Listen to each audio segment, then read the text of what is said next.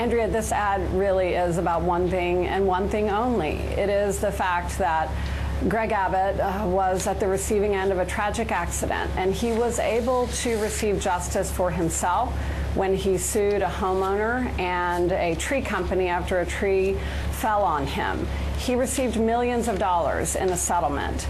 And since then, in his entire public service career, he has been working to kick that ladder down and deny that same opportunity for justice to other people.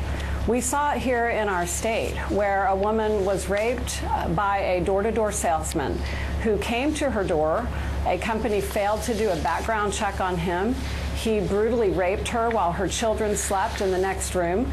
And Greg Abbott ruled as a Supreme Court justice that she should have no right to sue that company.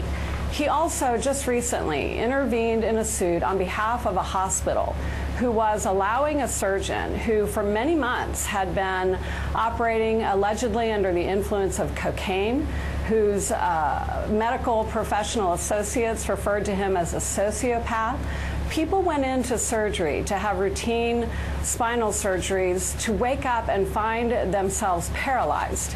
And Greg Abbott has intervened in a way to protect the actions of that doctor and that hospital that failed to do anything about it.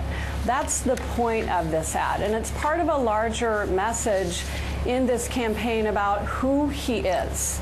I have a strong and long record of fighting for hardworking Texans, and Greg Abbott has a strong and long record of fighting for insiders at the expense of those hardworking Texans, and we felt it was a very fair and important ad to point that out.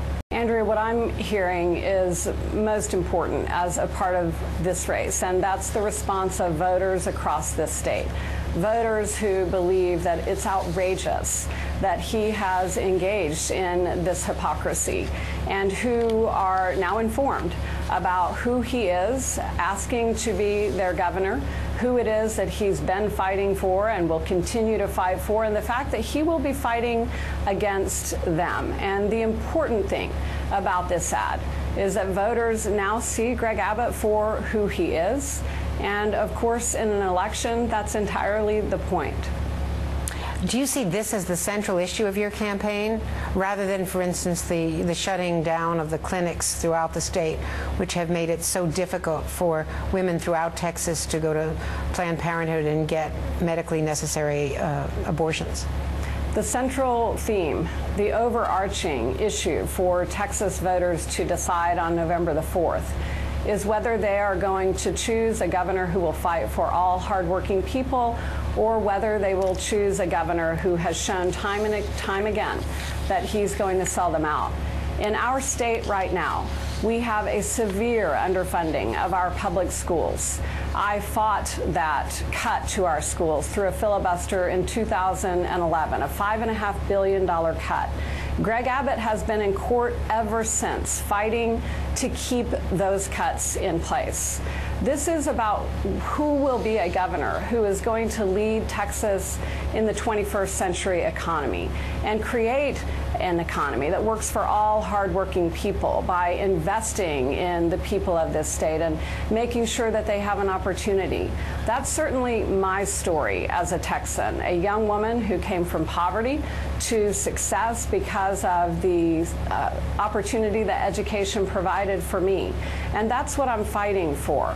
I think people across this state understand that it's time for a governor who's going to fight to increase our minimum wage, who's going to fight to make sure that women are paid equally for equal work, who's going to fight to make sure that women's reproductive rights in this state are respected, who's going to fight to make sure we bring $100 billion of our Medicaid expansion money back to work for us in Texas rather than sending it to New York or California. This is the choice between these two candidates. It's a choice between someone who will be fighting for them and be their voice every day, and someone who has shown time and time again that he'll sell them out for his insiders and donors whose favor he seeks. And you don't think it was a personal attack? Absolutely not. This is about who he has been as a public servant, and we've seen it time and time again. He took $100,000 from the Koch brothers and then reversed decades of practice in Texas and ruled that families no longer have a right to know where chemicals are stored, even if they're stored right next to their homes or where their children go to school. He took $340,000 from payday lenders and then gave them the green light to charge military families and teachers and other hardworking Texans unlimited fees in our state.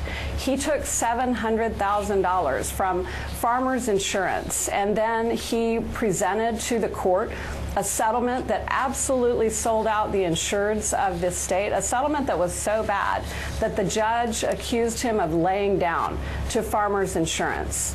Time and again, he has shown that this is who he's fighting for. He's fighting for the insiders, not for the hardworking people in our state.